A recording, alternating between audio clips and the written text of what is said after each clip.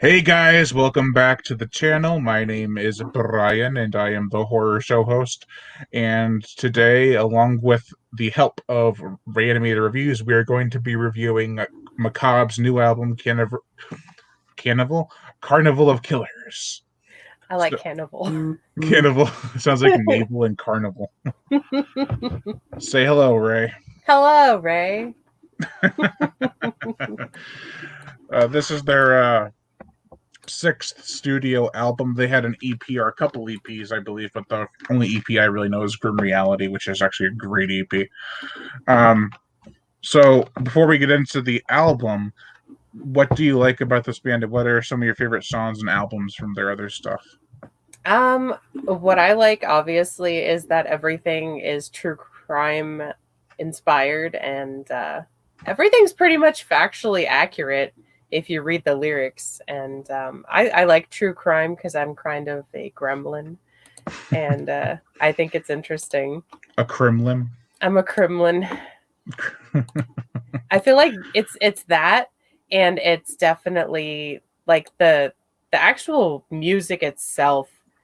I kept thinking about it when I was listening to this album, just like, why is that drummer so talented though?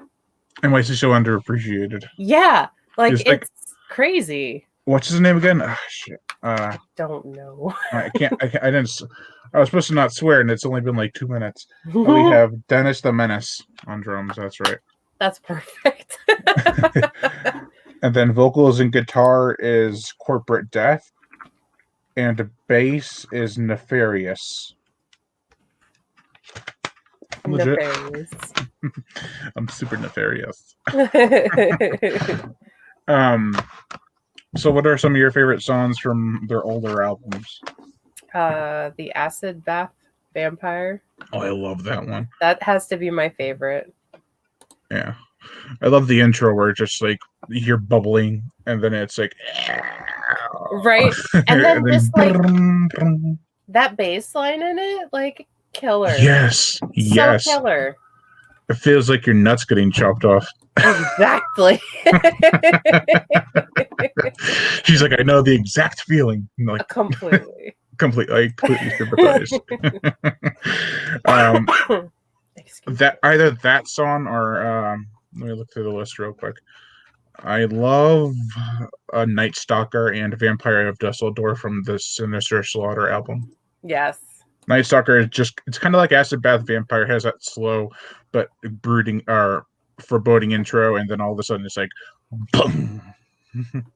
I love it. It's and the fact that people don't talk about this band like ever is really disheartening. Yeah, when I said I like Macabre, and you're like, yes. I'm like, somebody else. There used to be this local, well, there still is the local radio station, but they had like a metal show on it that would play when I was in high school. And I just remember like being in the art room, like sneakily, like, can you play this song? And they're like, the what? I'm like, just look it up and play it. We were on the radio, or it was like, like a call in. I mean, yeah, that's cool. Just put the song to play the damn thing. They're like, don't you want to hear Metallica? No, I want to hear some Macabre. We have Triops Studio saying hello there. Hello, newcomer or oldcomer. I don't know anymore. There's so many of you. No, just kidding. But I do appreciate everyone who comes in to watch and comment and subscribe. Yes.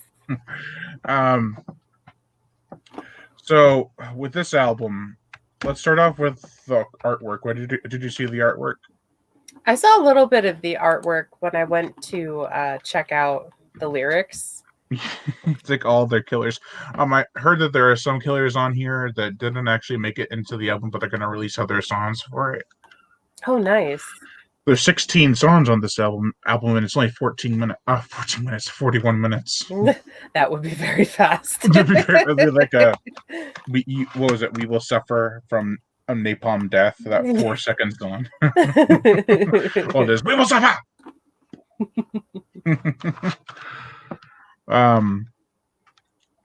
I think the album artwork it's crude, but that's why I kind of like it. It's like one of those drawings where they're um, very basic, but they kind of show everything you need to know about what they're trying to tell you. Mm-hmm. I forget what they're called. And it's kind of like the more you look at it, the more things you're like, oh. Yeah, like little Easter eggs and stuff. Mm-hmm. It's kind of like a Where's Waldo kind of art. Yeah, no, that's true. What about the songs themselves? We start off with the intro, which is just carnival music, and then we go to Your Window Is Open, which is about Richard Ramirez, Mm-hmm. who's the Night Stalker, which actually is really cool because Sinister Slaughter started off with a song called Night Stalker, which is about him. So it's like a nice little throwback. What'd you think of that one? I didn't think it was too bad. Yeah. I was a little thrown off by the intro, and then I was like, "Oh, well, it's Carnival, so that makes sense." I was like, "What? What is this?" Yeah, they have the outro on the Murder Mac song at the end of the album too. Mm-hmm. But I actually, when I first heard this song, it was when I was watching the music video, and all I could do afterwards was like, "You cannot escape." I love that. It's death metal, but it doesn't just have to be constant growling. It's like Yeah. it's regular singing. It's crazy wild vocals. It's death growls, but it's everything in between. What about Joel Ball was his name, which we discussed before we started, had some Eaten Alive 1977's influence. And I watched the music video. They have like all these drawings, and it's like them going to the video store and picking out Eaten Alive, which is it's really cool. Yes. I didn't realize that that was based Alive, yeah. Yeah, I didn't realize it was based off of true crime, so that was definitely interesting. It was because I had no idea either. I heard people talking about it in some comments. Like I looked at the songs on YouTube just to see what the comments were, and they were saying, "Never even heard of Joe Ball." And these people are like people who have followed Macabre for a while. I never know why I call it Macabre. It's Macabre. And someone in the comment section is like, "No, it's Macabre." Like, it's my carburetor. It's and you'll find, especially with the song "Jovo" is his name, that they have a lot of children's melodies in their songs, especially on this album, and that can throw you off. But I think if they introduce enough different to actually make it stand out on its own. And I think it plays to the carnival theme as well. Like everything's geared towards children, so yeah, definitely those melodies that you're so used to, and you're like, oh. And I feel like that sense of familiarity with the children's themes kind of makes it even darker and grosser, which I like. Yeah, I was actually watching an interview with, I already forgot his name. Oh, the Death Corporate. What's his name? Corporate Death. Had it backwards. They interviewed him, and they were talking about how these songs aren't meant to be taken lightly. They should be like warnings or being a cautionary tale, because like you can never trust everyone, and you just have to be careful of your surroundings and stuff like that. And people are like can be crazy. You got to know about these people because it's history that teaches the present to the future. Oh yeah. So it's not like they're trying to sing these songs and be like, oh yeah, this is great, they're killing people. No, it's not like that. They don't worship these people. They think they're very bad people. So just a heads up. Yeah, it's not like an idolization thing. Mm-hmm. Then they have, I think this is the funniest song on the album, "Stinky, Stinky." Yes, the familiar Slinky song. Yeah. However. Yeah. I didn't even know it was off of a Slinky song. I never heard of it, probably. Mm-hmm. I remember it from like Ace Ventura when he has the Slinky. And he gets to the last step. Yeah. And it just stops. Oh, Someone's calling me. No calling me right now. I am busy. you're so popular. I know. Freaking same call from yesterday. It's probably a solicitor. Oh. So that song, it's ludicrous. It's crazy. And actually, I was listening to a song by Ludacris today. Shocker of all shocks. Like I just saw the music video. I was like, "What is that?" Because he had these huge arms and hands. And I was like, "Okay." Shadow Space Boy says, "Hi, hey, how's it going?" Hi. Hello. Thank you for jumping in to say hi, and let me know if you've heard of this album. If you listen to death metal, anyone who's watching, let us know what your favorite death metal album is of this year. This is probably the most listenable, the most entertaining album of the year for death metal fans, for sure. Definitely. Abduction is, I believe, it's an instrumental song. It's about 30 seconds. It's an instrumental song. I mean, if it was longer, I'd probably talk about it more. But it kind of, I would just started playing it. I'm like, I remember that. It is kind of fitting with the title. It's called Abduction, so it's kind of like mysterious and quick, which makes sense because abductions usually are mysterious and quick. Touche. Tea cakes. This should talk about a fortune teller in this song. I don't know exactly who they're talking about, but the Leonardo was talking to a fortune teller who told her, she was very impressionable, probably mentally ill, and believed anything that the fortune teller told her. And what did she tell her? There was a curse on her, and that was kind of the motive of, it was like the driving force of what she did. Oh, okay. That there was something wrong with her family, so she was like, well, guess I'll get rid of them. Oh. She was very mentally ill, unfortunately. Oh man, See, when I first heard the song, I thought it was like, "Would you like a tea cake made by me?" I misheard it, and I was like, "Oh, would you like to have your fortune read by me or something?" Yeah. I don't know how I got that. I mean, the title is tea cake. That's probably why. Shadow Space Boy says that sci-fi video went well. Oh, thanks, dude. I worked really hard on that. It took me a long time. Them Dry Bones. That's my favorite. That's your favorite? Mm-hmm. What's the song is that based off? It sounds so familiar. Is it Bingo, maybe? It's Them I think it's just called Them Bones. No, the song or the actual song? The actual song. I think it's just called Them Bones. Oh, okay. And they just say dry bones on the song. Well, they do say them bones. They're like them bones, dry bones. Yep. I was so stoked that this song was on there. I was just like, yes. Then we have Richard Speck grew big breasts. I didn't know that fact until I heard this song, and I was like, huh. It's true though. He really did. I think he did.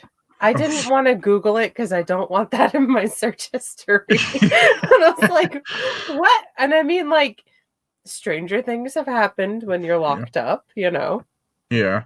It's that's kind of interesting because it's very interesting.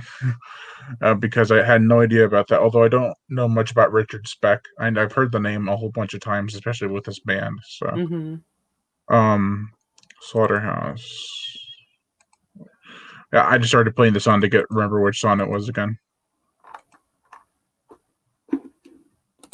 Yeah, Slaughterhouse. I don't quite know what this song was pertaining to. Probably someone who worked in the slaughterhouse or someone who killed in the slaughterhouse. I think it's about, is it Albert Fish? Maybe. I don't know, because he was a prim and proper gentleman who abducted a little girl, so maybe he wasn't in the slaughterhouse business, but maybe he was. I don't know. I think he might have been the slaughterhouse. Okay. This is a pretty good song.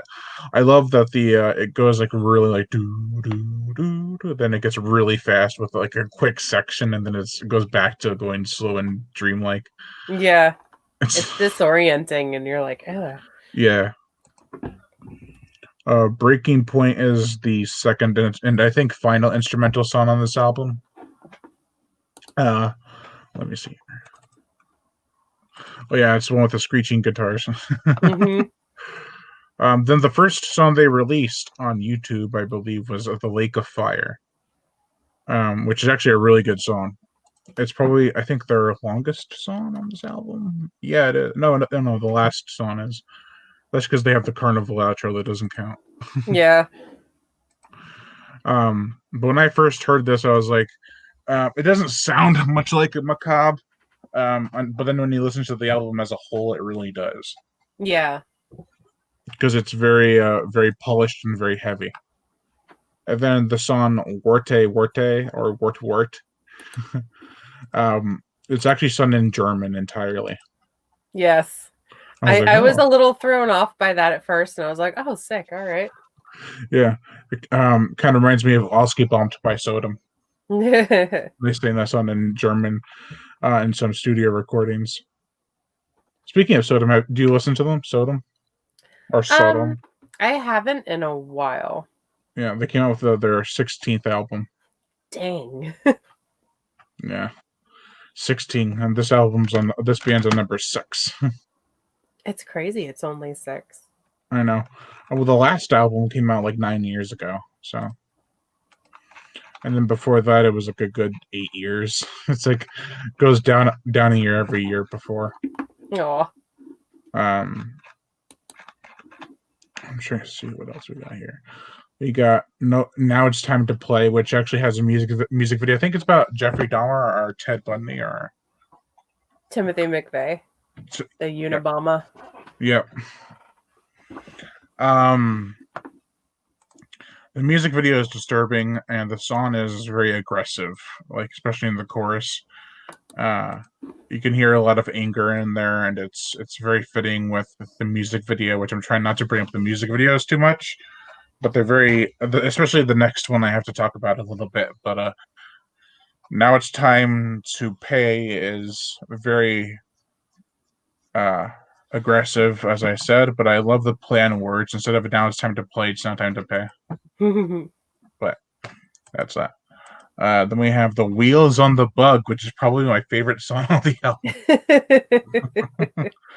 And that's partially or very much so due to the video they had, which you have to watch that video to believe it. Like, they have this guy in a mask, a Bundy mask, and he's just running around, but he's driving his like bug, and he picks up hitchhikers, and then he chases them through the woods and hits them with a stick or a rock or whatever.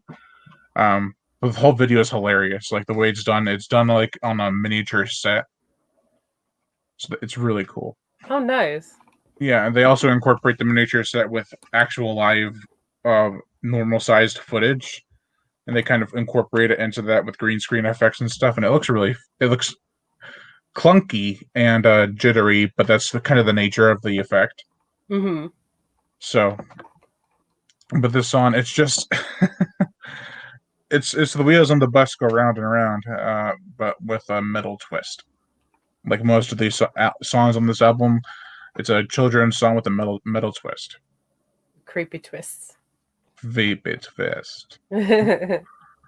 Corpse fight. Can't talk tonight. Corpse Violator is honestly, I haven't listened to this song as many times. I haven't listened to the last two as much because after the Wheels on the Bug, I kind of replayed that one. We had so much fun. Yeah. But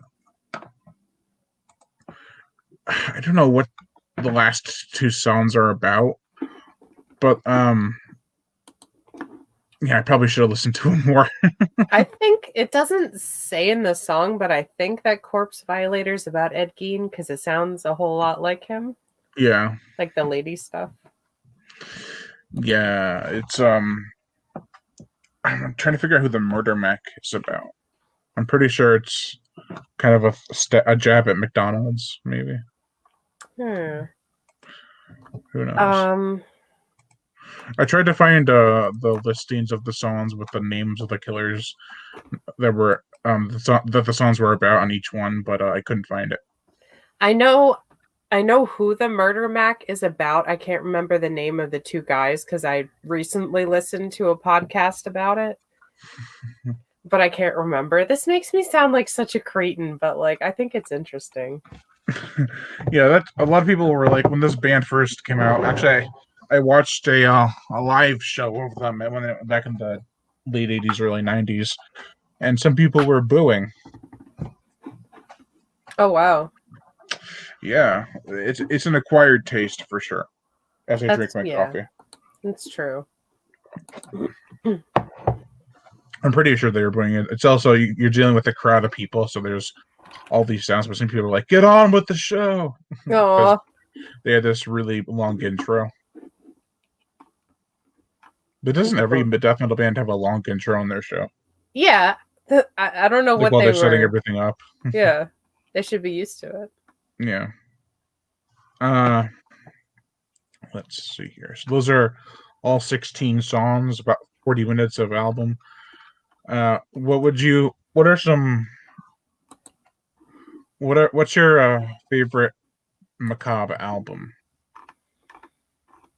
I don't know, but honestly, this one's pretty high up there.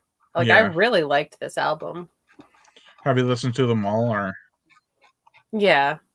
I feel like I haven't, I don't think it was like out of necessity because I knew we were reviewing this that I listened to it 4 times. Like, I genuinely liked it. Like, I really me too. That was another thing. I thought I was going to listen to this maybe like twice. But then I listened to it like 4 times. I listened to it like 4 to 5, maybe 3 times, somewhere in there, 3 to 5 times. I usually turned it on when I was going to bed, and I was like, let me just listen to this, and by the end of the album, like, I'm still awake. Yeah. I think Sinister Slaughter is my favorite album, just because I listened to the album so many times.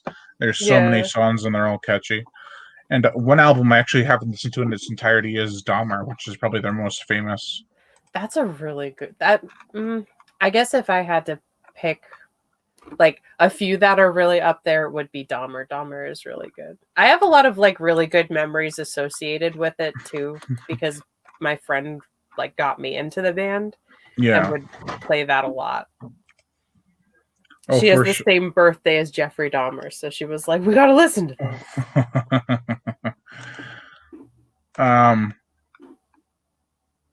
Yeah, I'll go into a brief history about this, but when I was younger, I would listen to songs based on the title of the song. I do not know how I found Macabre. I think it was through Murder Metal's song "Werewolf of Bedburg," which is actually a really good song too. But I was looking up like werewolf songs, and that was one of them. That's awesome. I found some strange songs for sure. Like I found one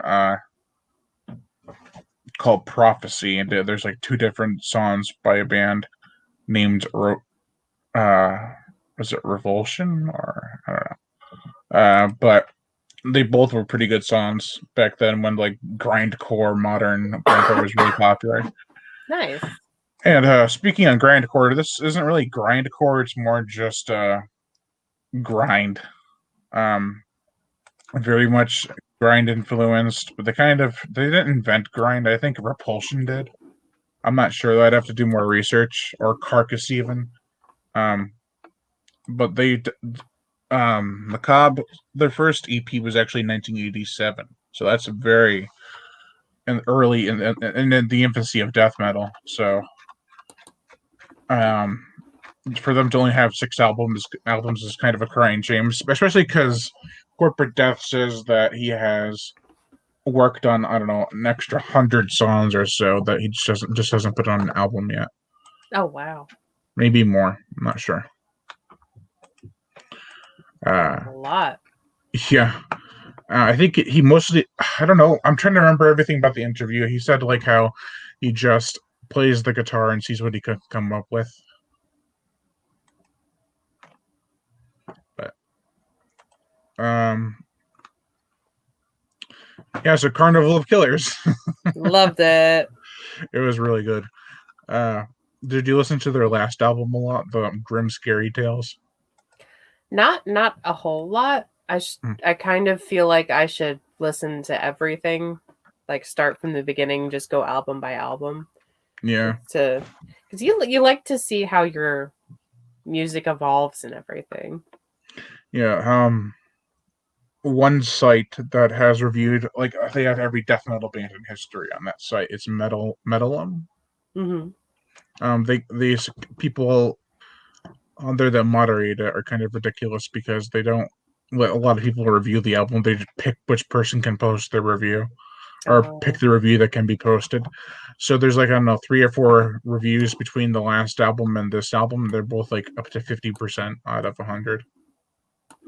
It's That's like, it. yeah, it's like, oof, Wow. guys are monsters. Yeah. That's Yeah, terrible. I know. And then you go on Amazon, and you see like, oh, it's a 5-star album across 100 reviews. Like, maybe I should go on Amazon to see the reviews from now on. Yeah. I trust Amazon. People are pretty honest on there. Yeah, unless you Usually. get the trolls, but Yes. that's whatever. I don't know. I mean, I really like this album, but at the same time, I kind of wish that it was a bit heavier. Plus, you can't really hear the bass, which is kind of a bummer. That's true. I feel like you could hear the drums very clearly. You could hear the guitar, but the bass wasn't as prominent as it had been in other albums, which was super bummer. Yeah, I noticed that about the third song, and I was like, "Where the hell's my bass?" Right. Yeah, because the bass is usually incredible. It's up there with the guitar work. I mean, drum work, and this band, and to not have it really in there is kind of a real bummer. It's a travesty. It's travesty. It's macabre travesty. The bass definitely needed to be stronger, especially with like albums like Murder Metal, like with the song "Acid Bath Vampire." That bass was so memorable, and I feel they had a memorable basses in there, but they never really put them in the forefront. Like, I feel like Murder Metal and Sinister Slaughter have the most shared sound. Like, every single instrument and every single vocal on that album you can hear. Yeah. And you can always pick up something new when you listen to the song again. This one I kind of know. The songs I listen to I'll know instantly, but not because I listen to it a million times, but because it kind of just sounds the way I listened to it the first time. Mm-hmm. Maybe there was something off with the mixing or editing. Maybe they couldn't even have been in the same room because of COVID. That's true. Did you hear 6 Feet Under's new album? No. Oh. Why? Why are you laughing? Do you like 6 Feet Under? Yeah. Yeah, I do too. Not that album though. Oh no. Is that the excuse they used? Is they're gonna blame it on the Rona? No, they haven't said it was a bad album outright yet. The vocals are terrible, is what I'm saying. Oh. Everything else is kind of okay, but the vocals are just so rough. And that's like the signature of that band. Like you But have to have it's the worse vocals. than even I've put up with their vocals, but this time it was just like, oh my god. Oh. All right, I have to check that out. You're like, I gotta go, Brian. I gotta go check out that album. I'm a glutton for punishment. What can I say? I think that's their 17th studio album. That's crazy. And they came out in the mid '90s. So that's a lot of albums in a short amount of time. Yeah. But you would think, because 6 Feet Under's last album came out in 2017, that was the longest gap between any of their albums, 3 years. And you would think they'd put more effort into it. Oof. That's disappointing. He also toured a lot beforehand, so that could be an attribute as to why. But it's like, I could sing better than that. Oof. Oof.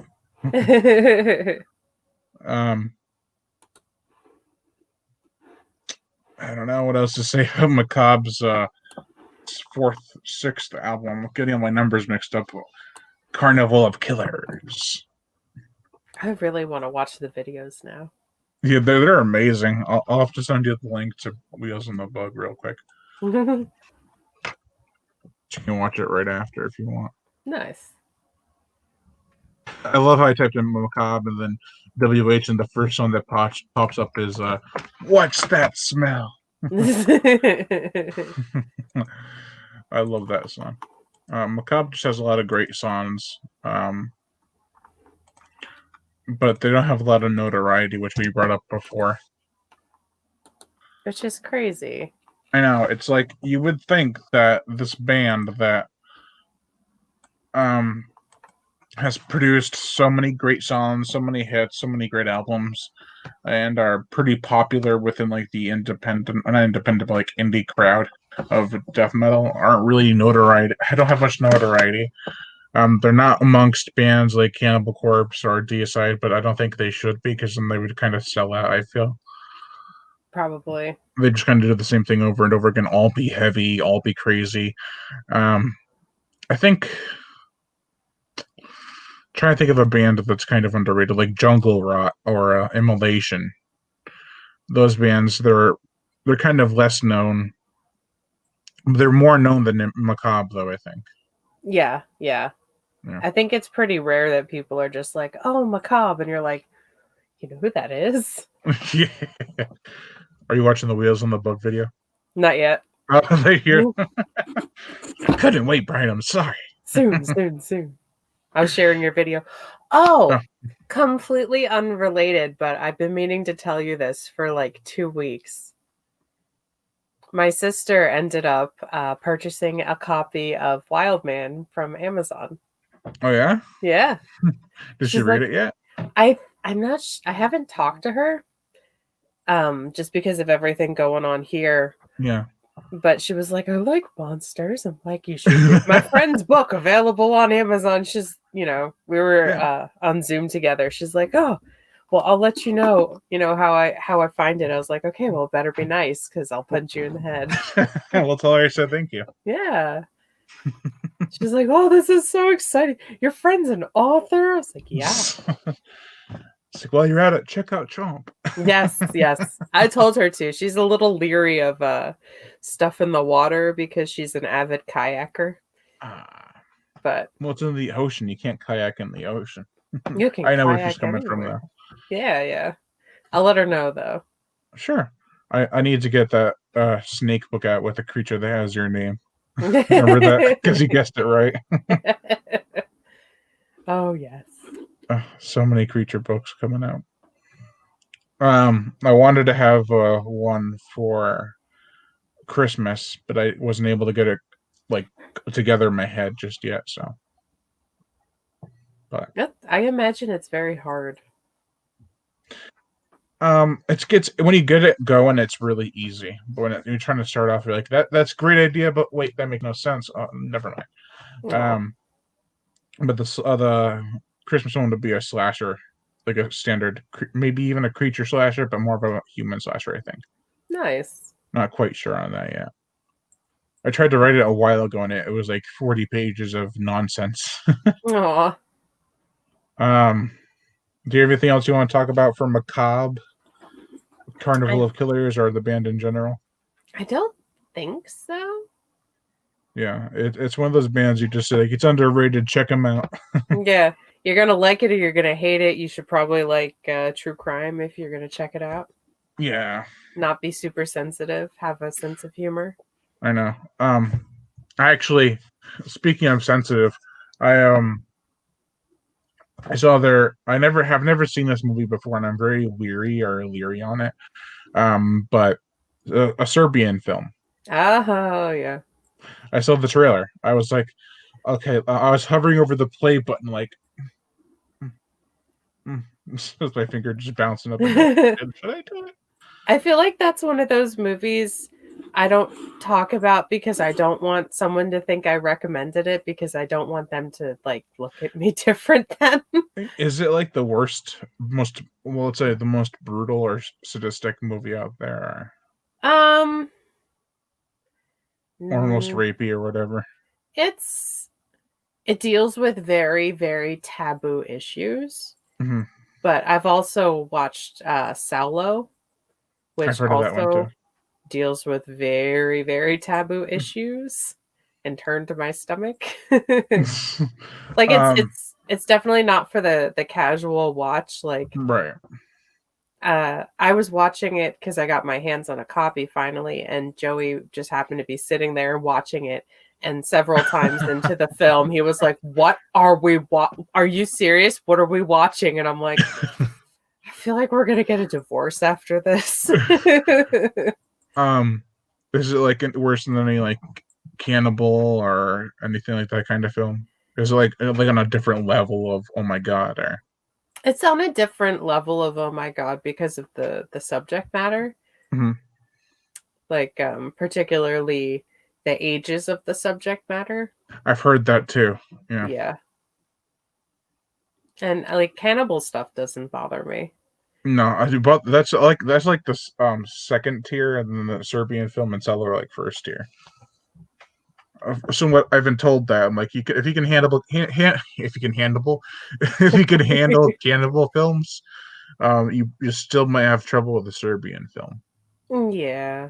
I I mean, you wanted to might. watch I wanted to watch The Men Behind the Sun, but I never got to. That's like a Nazi movie from like the It's 70s. I I think saw parts and it that's freaked me out.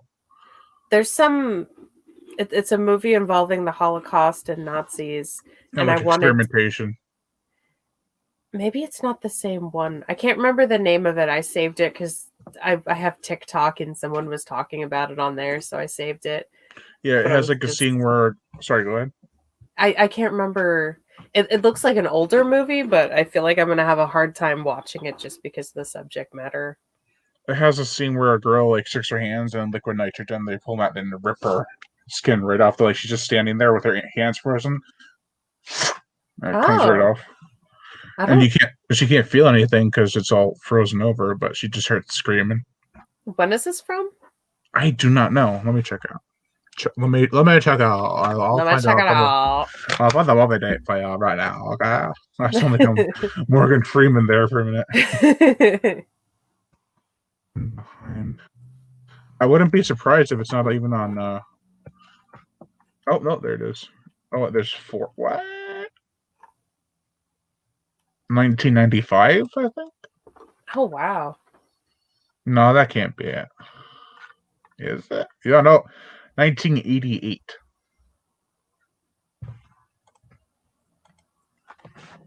Yep, that's one of those movies you search for it on IMDb and it doesn't pop up in the search engine until you look for it. And like, oh, there it is. It's that dark part of IMDb. What is it called? The Men Behind the Sun. Okay, I'm gonna have to write that down. I saw one part where it was at the point where they had this guy in a pressure chamber, and it started to activate, and then all his guts came out of his ass. Ouch. It's pretty sadistic and brutal, but I think that's the most extreme I've seen when I was a teenager. I've seen more extreme now, but True. probably not actually. That's pretty bad. I've seen some things like the guinea pig movies. I that's another thing I haven't checked out. I'm very. I don't know how I would react. I know I can't eat around those kind of movies. There was the most recent one I'd gotten a screener of. And I was sitting back here watching it just like it's one of those gross things like popping off nails and like stuff with your teeth kind of gross, like body horror. I mean, like eyes. Yeah. Yeah. You know me with eyes, like Yeah. Like I think I can eat more around cannibal films now than before because I've seen a few of them a couple times. mm-hmm. And like, if I watch them, I'm like, oh, God, chicken. But I can't eat anything like chicken or something like stringy or fatty because it's just way too gross when you're trying to watch something really gross. No clam chowder for you. I hate seafood. Oh. Corn chowder. Corn chowder. I don't like corn chowder. I don't like mayonnaise. You ever see that movie Death Wish? Or not Death Wish, it's a Charles Bronson movie. Or he's just telling someone, I don't like mayonnaise. How do you not like? I know people that don't like mayonnaise, and I don't understand I do. It was a quote from another movie. Yeah. It's a staple in Russian cuisine. It's disgusting. What, mayonnaise? Yeah, we put mayonnaise in everything. It's so gross. I'm not the biggest fan of it. I like mayonnaise on my sandwiches. That's about it. So to say, oh, I love mayonnaise is actually kind of a lie. I can't lie. I love mayonnaise. I'm that white person. But like, I grew up eating it. Like, we're Russian. That's the thing. I never grew up eating it. Same thing with mustard. I didn't grow up eating it until much later. Ah. I was always a ketchup boy. You were a ketchup boy. You put ketchup on your hot dog? Oh yeah, I put it on my chips too. And my pasta, I still do. Oh, on chips? That sounds good. Yeah, I love eating pasta and ketchup with cheese and butter. They say it smells like dog food. I'm like, I smell heaven. Well, dog food smells great then. Speaking of which, we're having pasta tonight. I'm so excited. Yay! Which means it's probably done now, so we should probably end this. I was like, oh, yeah. I gotta get my pasta. I gotta go make some soup. That's what I get for being Italian. All right, guys. Well, that was our somewhat review on Macabre's Carnival of Ghosts. We talked about it a fair amount. We haven't drifted off the topic too much until like the later half, but still, it got our opinions across. It's a great album. We needed a bit more bass work put in there, but other than that, it's something you would either hate or like, which is par for the course for every single album on this band's